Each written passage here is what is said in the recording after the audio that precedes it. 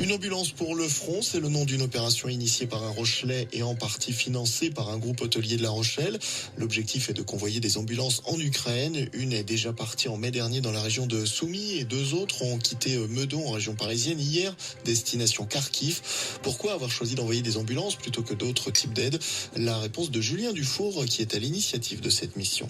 Déjà, l'ambulance c'est vraiment concret, ça sauve des vies, ça permet de l'évacuation des blessés.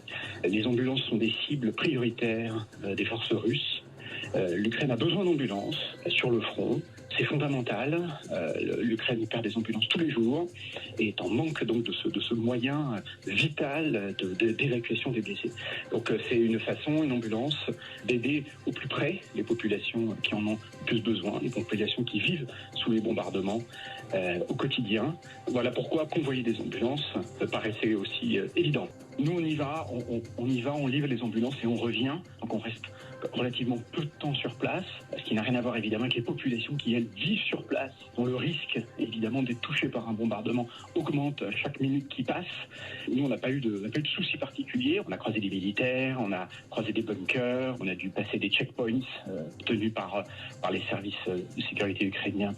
On a dû se cacher sous un grand saule pleureur pour éviter les drones de reconnaissance russes. Voilà. Mais sinon, tout s'est très bien passé.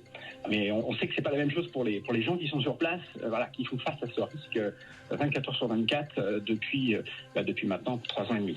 L'Ukraine qui a essuyé hier une nouvelle vague de bombardements, une attaque massive de centaines de drones et missiles russes. Au moins 4 personnes ont été tuées dans la capitale Kiev, dont une fillette de 12 ans et plus de 80 blessés sont recensés dans l'ensemble du territoire.